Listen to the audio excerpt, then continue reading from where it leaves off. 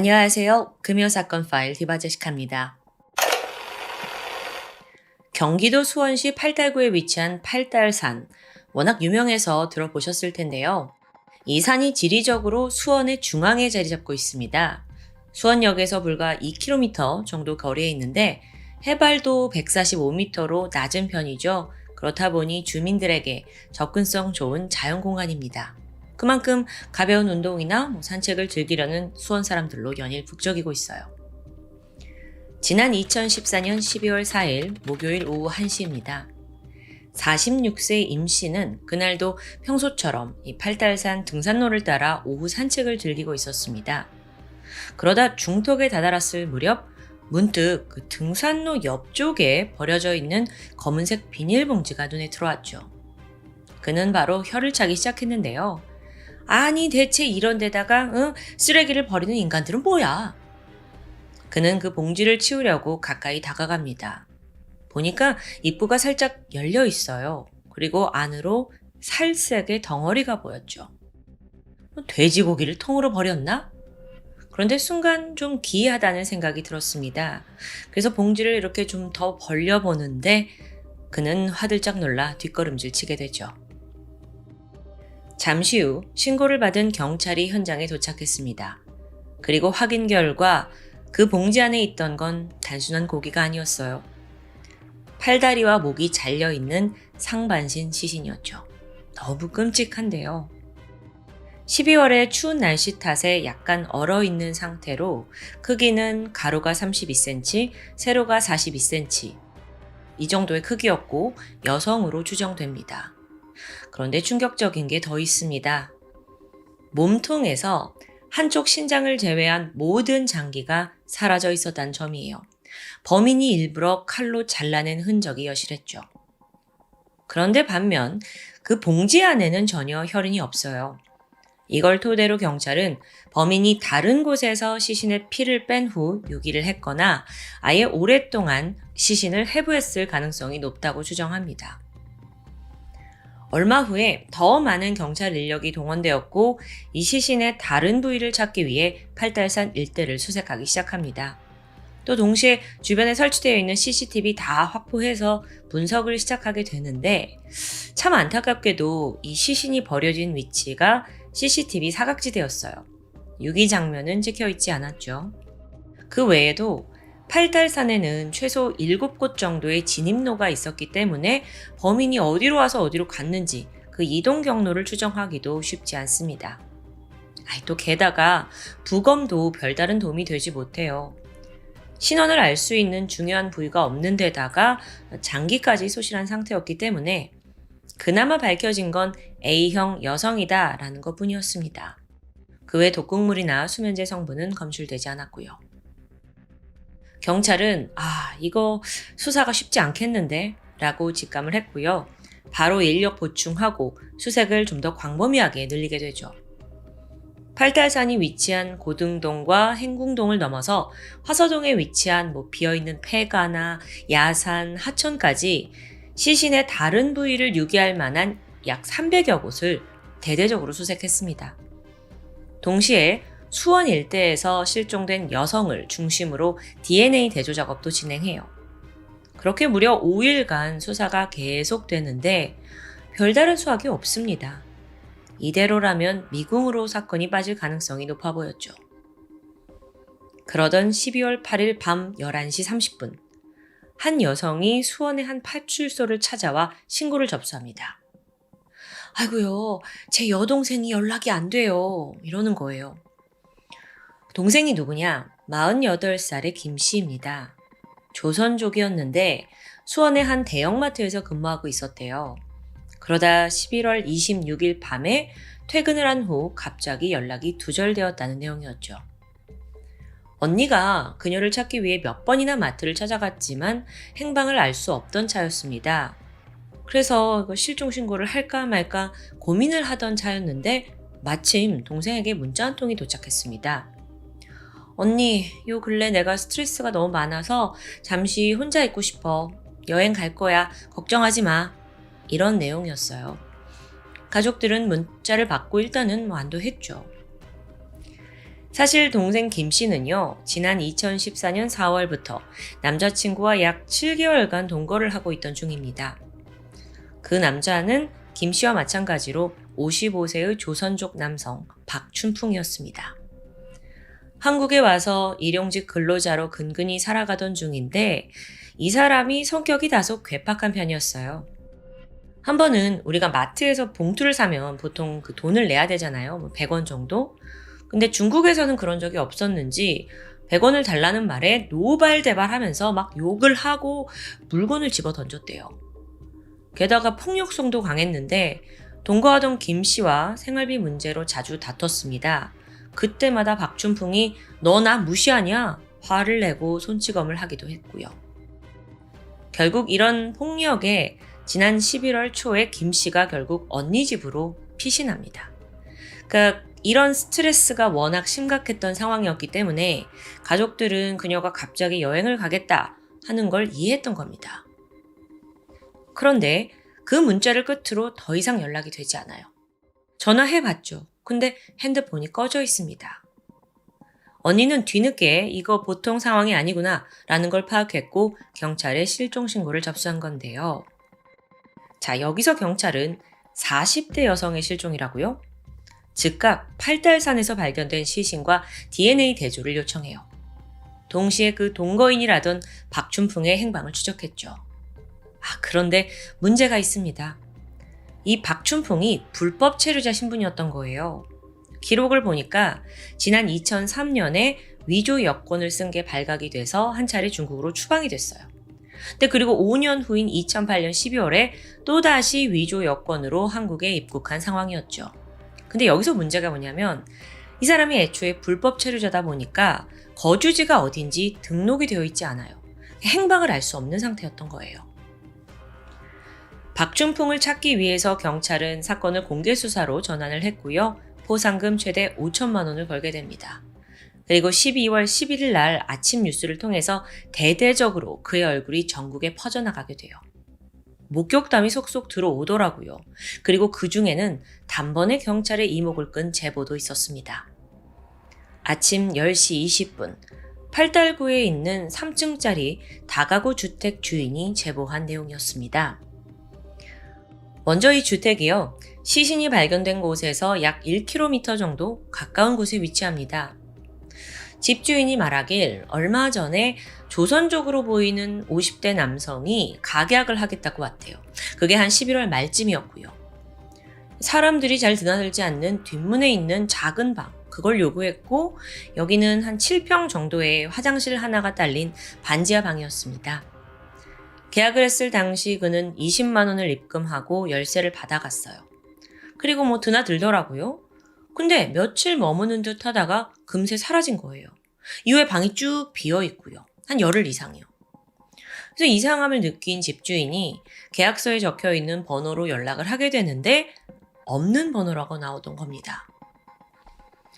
이 제보를 접한 경찰은 일단 그 계약서의 전화번호, 이름 다 확인했어요. 보니까 번호는 다른 사람 명의를 도용해서 개통을 했더라고요. 근데 이마저도 방을 계약한 직후에 해지되었고요. 계약자 이름도 박춘풍이 아니었습니다. 그러니까 이거 신분을 숨기려는 의도가 다분하죠. 이렇게 경찰이 분주하게 확인을 하고 있는 사이 집주인으로부터 또다시 신고가 들어왔어요. 저기요, 제가 혹시 몰라서 확인 좀 하려고 그 지하 방에 들어갔거든요. 그랬더니 그 상자 안에 검은색 비닐봉지랑 막 장갑이 있는데 좀 이상해요. 확인해 보셔야겠어요. 경찰이 곧장 주택으로 향했고 수색을 한 결과 그 화장실 두루마리 휴지에 좁쌀만한 빨간 점 하나가 발견됩니다. 이 크기가 아주 작았는데 핏자국은 확실해요. 그리고 이제 정밀 감식을 해봤더니 하수구에서 한 1mm 크기의 아주 작은 살점이 발견됐죠. 작더라도 DNA 분석은 가능합니다. 신속하게 해본 결과 혈흔과 살점 모두 실종된 김 씨의 것이었습니다. 그렇다면 이 방에서 시신을 토막냈다는 뜻이 되겠죠. 그리고 동시에 나머지 시신도 이 주변에 있을 수 있습니다. 경찰이 주택을 중심으로 수색을 해요. 결국 거기서 400m 떨어진 수원천의 대교와 대교 사이 뚝방 옆에서 검은색 비닐봉지 무려 6개를 찾아냅니다. 봉지들이 100m 간격으로 흩어져 있었어요. 그리고 모두 개봉이 되어 있는 상태였죠. 그중 5개 안에는 나머지 시신과 장기가 들어있었고요. 나머지 하나에는 여성의 속옷과 목장갑이 담겨 있습니다. 확인 결과 모두 김 씨의 것이었어요. 여전히 토막이 부족한 상태였기 때문에 수색 범위를 더 넓혔지만 추가적인 발견은 없었습니다. 한편 경찰은 박춘풍의 사진을 가지고 집주인에게 보여줬는데요. 단번에 네, 이 사람 맞아요. 이렇게 바로 용의자가 확정됐고 이제 남은 건 추적입니다. 경찰은 그가 다니던 치과 CCTV를 통해서 이 사람이 평소에 영어 이니셜이 새겨진 야구 모자를 자주 쓰고 다닌다는 걸 파악해요. 또 그가 동생 명의로 개통한 그 핸드폰을 파악해서 지속적으로 위치를 추적합니다. 그리고 드디어 수원시 고등동의 모텔에서 위치가 파악됐죠. 하루 동안 잠복한 끝에 12월 11일 밤 11시 30분 박춘풍이 성매매 여성과 함께 모텔에 들어가는 모습이 포착됩니다. 형사들이 그를 바로 에워싸고 신속히 체포하는 데 성공을 했죠. 하지만 그는 살인 혐의에 대해서 강하게 부인했습니다. 물론 김 씨와 자기는 사귀었던 사이였는데 헤어졌고 행방을 전혀 모른다면서 아주 뻔뻔한 태도였죠. 경찰이 당신이 계약한 집에서 혈흔도 살점도 다 찾아냈다. 그리고 토막, 봉지까지 우리 다 찾아냈는데 무슨 소리냐? 라는 걸 알려주자 박춘풍은 돌연 입을 닫더니 침묵으로 일관합니다. 이거 쉽지가 않아요. 결국 5명의 프로파일러들이 동원이 됐는데요. 자백을 받아내려고 했지만 성과가 없었습니다. 이후 이틀간 집중적인 압박 신문이 진행됐습니다. 버티고 버티던 박춘풍은 결국 백기를 들었고 입을 열기 시작했죠. 박춘풍과 김 씨 두 사람이 동거를 하던 중에 결국 김 씨가 집을 나가게 돼요. 언니네로 이사를 갔죠. 여기에 박 씨는 분노가 치밀었습니다. 수차례 재결합하자고 요구했지만 계속 거부당한 상태였어요. 그러다가 결국 11월 26일 밤에 박춘풍이 퇴근하는 김 씨를 강제로 끌고 집으로 데려갑니다. 데려와서 다시 돌아와라, 합쳐보자 설득을 했지만 먹히지 않았대요. 그래서 이때 홧김에 김 씨를 세게 밀었는데 마침 그녀가 벽에 머리를 부딪히면서 사망한 거다라고 주장합니다. 그러니까 살인이 아니라 폭행치사라는 거죠. 당시 자신은 불법 체류자 신분이다 보니 범행이 발각되면 바로 추방될 겁니다. 그래서 자기가 살인을 한 건 아니지만 반드시 시신을 숨겨야겠다고 생각했고 그 후 이틀에 걸쳐 그 집 화장실에서 시신을 토막내게 됩니다.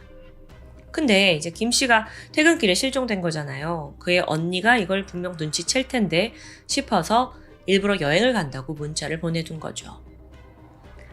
이후 그는 장소를 옮겨야겠다고 생각합니다. 그래서 팔달구에 다세대 주택 하나를 계약했고 토막낸 시신을 가방에 넣은 후에 이 집으로 다시 이동을 해요. 거기서 다시 한번 시신을 잘게 토막내고 또 장기까지 적출해서 비닐봉지에 나눠 담았죠. 이후에 팔달산과 수원천을 비롯한 4-5곳에 나눠서 버린 후에 마지막 유류품까지 다 처리합니다. 여기까지 진술을 들은 경찰은 이걸 고지고대로 믿을 수 없었어요. 우발적으로 발생한 폭행치사다라고 보기에는 의심스러운 부분이 많았기 때문입니다. 게다가 그는 살인 후에 계획적으로 가방도 사고 집까지 옮기고 이런 행동을 했다는 게 여전히 좀 마음에 걸리고요.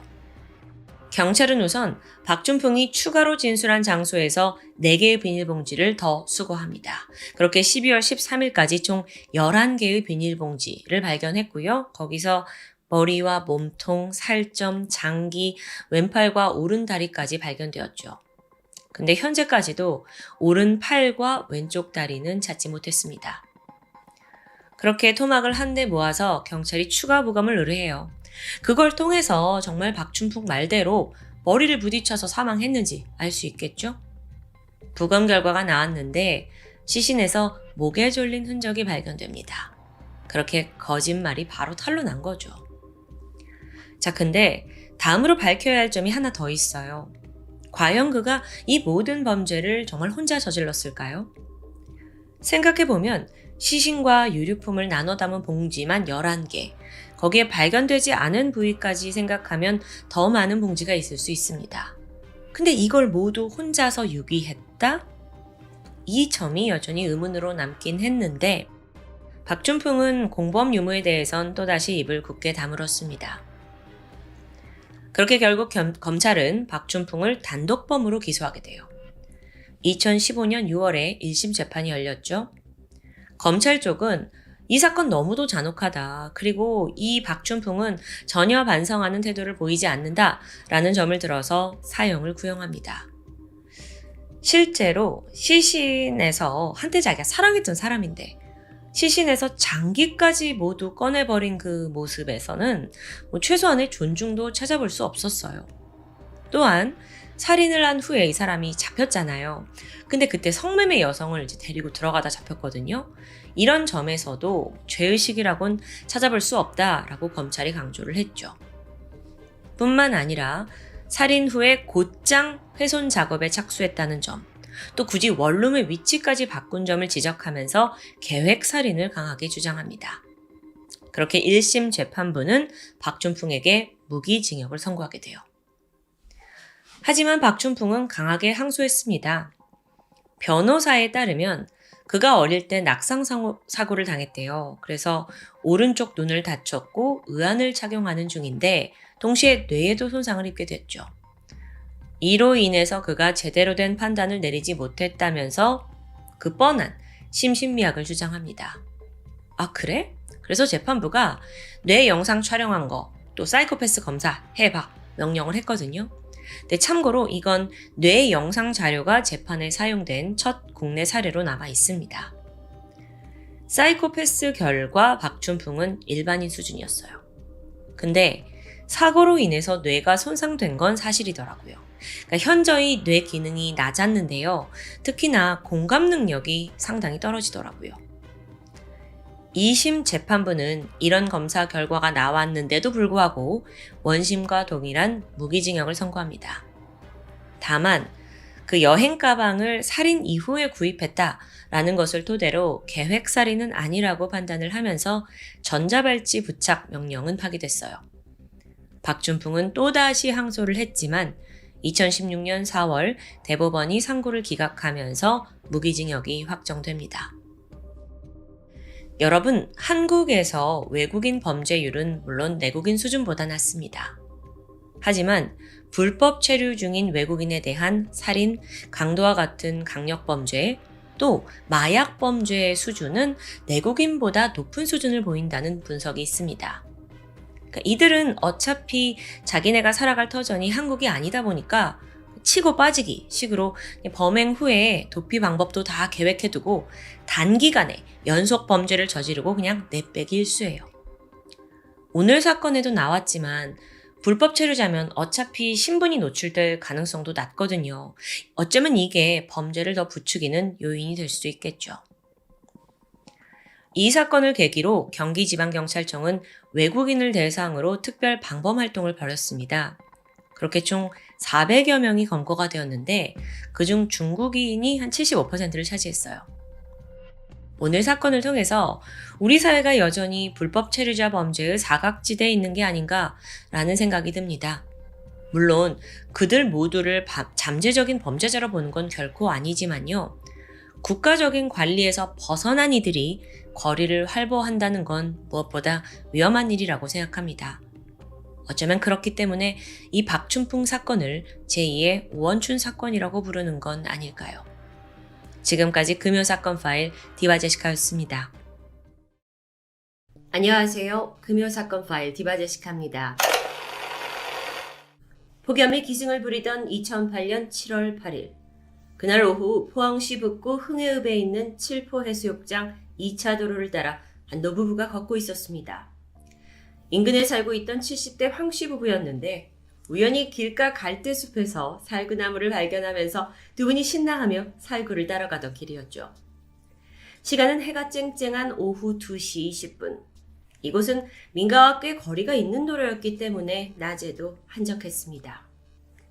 남편 황 씨는 무성한 숲을 헤치며 앞장서고 있었는데 잠시 후 나무 아래에서 무언가를 발견합니다.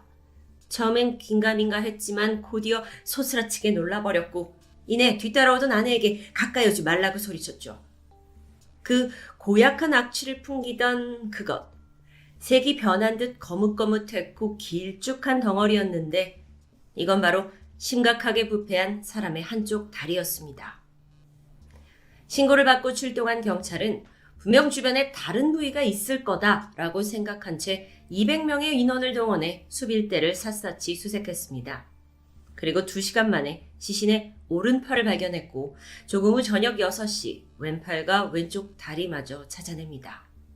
하지만 머리와 몸통은 끝내 발견되지 않았는데요. 국과수에서 팔다리를 살펴본 결과 피해자는 40에서 50대 여성으로 추정됩니다. 신원을 파악하려고 했지만 문제가 있었죠. 오른쪽 손가락 끝마디가 모두 절단되어 있는 겁니다. 왼쪽 손은 그나마 훼손 없이 온전하긴 했지만 안타깝게도 부패가 너무 심해서 지문을 확인하긴 쉽지 않습니다.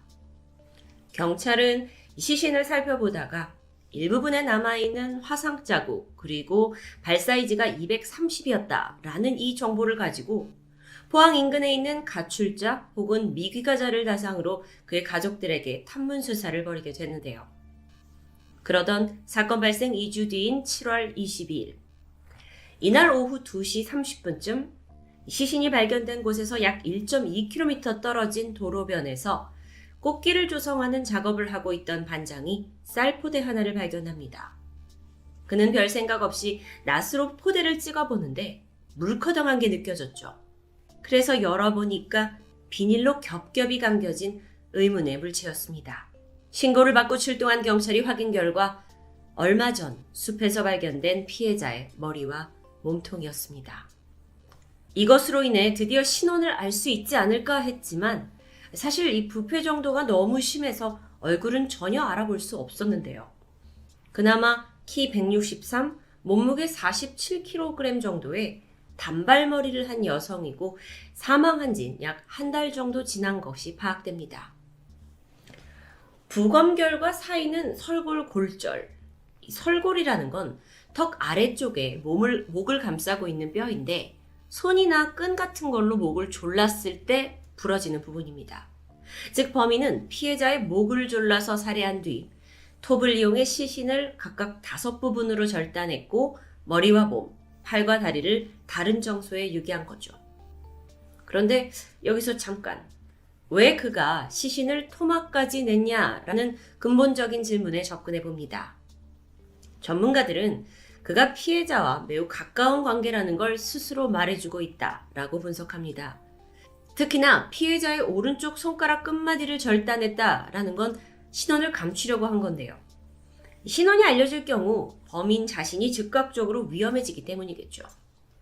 그러던 중 경찰은 피해자의 왼쪽 손가락에서 간신히 지문의 일부를 채취해냈고요. 거기에 더해서 대퇴골의 특징을 토대로 마침내 피해자의 신원을 확인하는 데 성공합니다. 49살의 주부 차 씨. 그녀는 이 시신이 발견된 곳에서 약 30km 정도 떨어진 포항시 동해면에 위치한 한 아파트에 살고 있었습니다. 발견되기 보름 전인 6월 24일 이미 남편에 의해 실종 신고가 된 상태였죠. 차 씨는 제주도 출신인데 7살 연하의 남편 정 씨와 단둘이 살고 있던 평범한 주부입니다. 경찰 조사에서 남편은 아내가 시신으로 발견되기 한 달 전인 6월 11일 함께 낮술을 마셨고 잠이 들었는데 그 사이 아내가 외출을 했다. 그러다 새벽 4시쯤에 자신이 잠깐 잠에서 깨보니 외출해서 돌아온 아내가 벼랑간 가방을 싸는 모습을 목격했다고 말합니다. 그리고 나서 다음날 아침에 일어나 보니 이미 아내의 행적이 묘연한 상태였죠. 경찰은 이 진술을 바탕으로 차 씨의 행적을 추적했습니다. 자, 6월 11일 밤 9시 반에서 10시 사이 남편 말대로 혼자 외출했던 차 씨는 택시를 타고 한 노래방에 도착합니다. 그리고는 기사님에게 지금 돈이 없으니 잠깐 기다려달라면서 노래방 안으로 들어가는데요.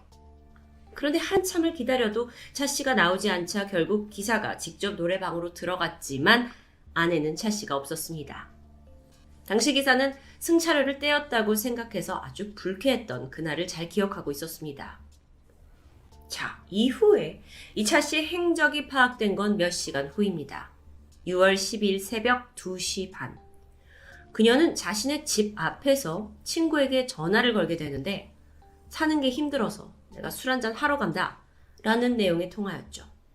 그리고 이걸 끝으로 이 휴대전화가 거주하고 있는 아파트 반경 1.5km 지점 어딘가에서 꺼진 것으로 확인됩니다. 어디로 간 걸까요? 조사해보니까 차 씨가 도보나 승용차, 택시를 이용해서 이 단지를 빠져나가는 모습은 확인되지 않았습니다. 아쉽게도 인근에 CCTV가 없어서 정확한 파악은 더 힘들었죠. 한편 국가수 부검 결과 차 씨의 위장에 남아있던 음식물로 새로운 단서를 찾아냈습니다. 위에서 참깨, 과일 껍질, 열매씨 같은 소량의 음식물이 남아있었는데 이 상태를 보아하니 섭취한 지 2시간 정도 지난 것으로 보였죠. 이걸 토대로 한다면 사망 시간이 나올 수 있습니다. 그러니까 남편이 아내를 마지막으로 집에서 본 게 새벽 4시, 그러니까 그때로부터 새벽 6시까지로 볼 수 있겠죠. 그런데 잠깐만요. 여러분, 우리가 과연 남편의 진술을 완전히 신뢰할 수 있을까요? 사실 여러분도 아까 그 남편 진술 때부터 어딘가 찜찜했죠. 아니나 다를까 경찰 또한 남편을 유력한 용의자로 주목하고 있었습니다. 아니, 우선 아내가 실종된 지 12일이나 지나서 신고를 했다라는 것도 수상했고, 낮술을 먹고 자는 사이 아내가 나갔다. 그런데 새벽에도 자고 일어났다 봤더니 아내가 또 나가려고 했다. 어딘가 좀 이상하죠? 이 남자는 계속 자고 있는 겁니다. 그리고 아내가 새벽에 그냥 나가버렸다는데 이게 결코 평범한 일은 아니잖아요. 그렇게 조사가 거듭될수록 남편의 미심쩍은 부분이 계속해서 드러납니다. 먼저 차 씨가 실종된 후 남편이 지인한테 전화를 걸었는데 아내가 제주도에 갔다 돌아오지 않고 있는데 혹시 비행기나 여객선 출입 기록을 확인해달라라는 부탁을 합니다. 제주도? 당시만 해도 아내가 어딜 갔는지 행적이 파악되지 않았을 때입니다. 그런데 어떻게 남편은 아내가 제주도에 있다고 그렇게 확신할 수 있었던 걸까요? 물론 아내의 친정이 제주도였기 때문에 가출을 해서 거기에 갔을 거다라고 추측했을 수도 있죠. 그런데 여기서 더 수상한 건 정작 제주도에 있는 장모님한테 전화를 걸어서는 아내가 가출을 했으니 함께 찾아야 하지 않냐, 포항으로 와달라 라는, 이게 저분이요 앞뒤가 맞지 않는 상반된 얘기를 했다는 겁니다. 그런데 이뿐만이 아닙니다. 비슷한 시기에 남편은 다른 친구에게 온돌로 된 숙소를 하나 잡아달라고 부탁합니다. 그리고 렌터카를 빌려야 한다면서 돈을 꺼달라고 하죠. 이때 친구는 듣자마자 너무 이상했다고 합니다. 이 남편이란 사람이 이미 2대의 차를 가지고 있는데 왜 또다시 렌트카가 필요한 걸까요? 자, 그렇다면 이쯤에서 이 부부의 관계가 어땠는지 알아봐야 할 텐데, 남편 정 씨가 과거에 아내를 여러 번 구타한 적이 있었다는 이웃, 지인, 그리고 병원 관계자의 증언이 나왔습니다. 남편 본인 역시 아내에게 폭행을 가한 사실을 시인했죠. 하지만 남편은 그러면서도 아내가 술이 취하면 특히나 인사불성이 됐다, 가출을 밥 먹듯이 했다, 남자 관계가 해프다 등등의 죽은 아내의 명예를 모욕할 만한 이야기를 아무렇지 않게 쏟아냅니다. 그렇게까지 하면서 자신의 가정폭력을 합리화하고 싶었던 걸까요? 미심쩍은 부분은 계속됩니다. 남편 정 씨는 아내의 시신이 발견된 이 흥해읍에서 과거 거주한 적이 있습니다. 심지어 살았던 곳은 시신이 발견된 숲에서 불과 4km 정도밖에 떨어지지 않은 곳이죠. 범죄 심리 전문가들에 따르면 범인은 시신을 유기할 때 본능적으로 자기가 지리를 잘 아는 곳을 선택한다고 합니다. 자, 이렇게 정말 많은 것이 의심이 되지만 황당하게도 남편은 나는 흥해읍에 거주한 적이 없다고 우기고 있었죠. 여러분, 만약 남편이 진짜 아내를 살해했다면 분명 어딘가 증거가 있을 겁니다. 그래서 남편의 행적을 자세히 살펴봤어요. 그러고 보니까 아내가 사라진 지 한 달 동안 그는 별안간 집에 있는 세면대, 욕실 세면대 교체 작업을 진행했습니다. 게다가 그 기간 동안 납득하기 어려울 정도로 평소보다 훨씬 더 많은 양의 수돗물을 쓴 사실이 드러났죠. 정 씨가 한 달 동안 혼자서 쓴 물의 양이 무려 9톤입니다. 여러분, 남자 혼자 살면서 한 달에 9톤의 물을 쓰려면 샤워를 하루에 5번 정도 해야 되고요. 매일 세 끼를 다 집에서 먹으면서 설거지를 해야 하고 세탁기도 매일 사용해야 합니다. 자, 그렇게 된다면 집에 늘 붙어 있었다는 건데 조사해보니 남편은 아내가 실종된 이래 약 한 달 동안 꾸준히 배달 음식을 시켜 먹은 정황이 밝혀집니다. 그래서 경찰이 물었죠. 아니 9톤이나 되는 이 물을 왜 이렇게 많이 썼냐?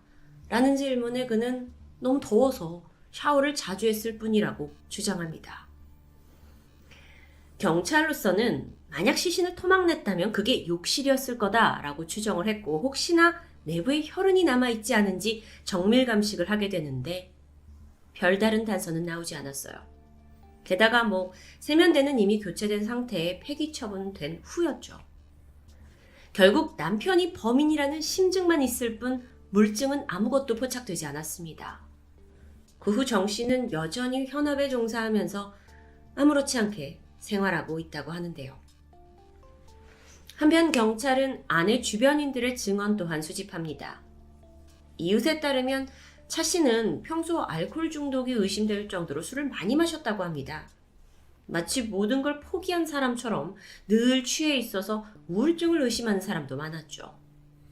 또한 실종 4개월 전인 2008년 2월, 굉장히 추운 겨울날이었는데 외투도 없이 아주 얇은 옷차림으로 교회에 왔었다는 목사의 증언도 남아 있습니다. 심지어 그때 차 씨는 맨발 상태로 막 누군가에게 쫓기듯 다급히 뛰어왔던 것도 특이했죠. 그러고 보면 이전부터 어딘가 위태롭고 불안해 보였던 차 씨. 경찰은 남편을 포함해서 주변 인물 300명을 폭넓게 조사했지만 결국 용의자를 특정하는 데는 실패합니다. 이렇게 수사에 진척이 없으니까 경찰은 공개 수사로 전환을 했고 전단지 배포하고 한낱 같은 제보를 기다렸지만 결국 결정적인 단서는 얻지 못했는데요. 물론 현장에서 발견된 그 비닐, 포대, 또 청테이프에서도 여러 조사를 했지만 지문이나 DNA 같은 단서는 나오지 않았습니다. 그게 또 무엇보다 이 사망한 지 한 달 만에 시체가 발견되면서 어려움이 많았는데 그녀가 실종된 사이 포항에 아주 많은 비가 내렸습니다. 그 과정에서 증거가 씻겨 내려갔을 확률이 높았죠. 게다가 또 다른 문제점을 좀 지목해보자면 경찰이 사건 초기에 유력 용의자는 남편이다 라고 지목을 했고 수색을 막 열심히 합니다. 초동 수사가 굉장히 신속하고 적극적인 듯 했어요. 하지만 정작 그 남편의 행적에 대해서는 제대로 파악하지 못하게 되면서 사건이 혼란스러워졌죠. 결국 이걸로 인해서 수사가 장기화되었다는 비난을 피하지 못했습니다. 이렇게 주변 인물들 중에서 용의자가 나오지 않자 혹시 유영철이나 강호순 같은 사이코패스 소행이 아니냐라는 지적도 있었습니다. 하지만 전문가들이 봤을 때는 아니었죠. 왜냐하면 시신의 절단면을 살펴보면 곳곳에서 주저한 흔적이 발견된 겁니다. 게다가 이 시신을 인적이 뜸한 곳까지 굳이 찾아가서 유기했다라는 점, 또 무엇보다 이 토막 살해의 대부분이 피해자와 가까운 사람에 의해 저질러진다라는 점을 지적하면서 면식범의 큰 가능성을 뒀습니다. 현재 이 사건은 경북 지방경찰청 미제사건 수사팀이 맡고 있습니다. 경찰은 다시 원점에서부터 시작을 해서 2,400쪽에 달하는 방대한 사건 기록 그리고 증거 물품들을 하나하나 놓친 게 없는지 분석하고 있다고 하는데요. 주변 탐문, 휴대폰 분석, DNA 분석도 과거보다 훨씬 더 업그레이드된 과학기술로 다시 시도하고 있습니다. 담당 수사관 중 한 명은 검거에 강한 의지를 보이면서 이런 말을 했죠. 범인이 증거를 인멸했겠지만 증거 인멸 자체가 다시 증거로 남게 된다. 사건 발생 14년이 지난 지금도 피해자 유족들은 그날의 악몽에 시달리고 있습니다. 유족 중 한 명은 그때 그 사고를 당한 차 씨의 사진을 보면 도저히 사람의 형태라고 할 수 없었다 라면서 안타까움을 표현했는데요. 6남매 중 맏딸로 태어나서 어려운 가정 형편에 돈을 벌기 위해 육지로 떠났던 차 씨. 생전에 동생들을 아주 살뜰하게 챙겼지만 정작 차 씨는 평탄치 않은 삶을 살면서 괴로워했던 그녀. 부디 이 사건의 범인이 밝혀져서 이제라도 차 씨가 안식을 취할 수 있게 되길 바랍니다. 금요 사건 파일 디바제시카입니다.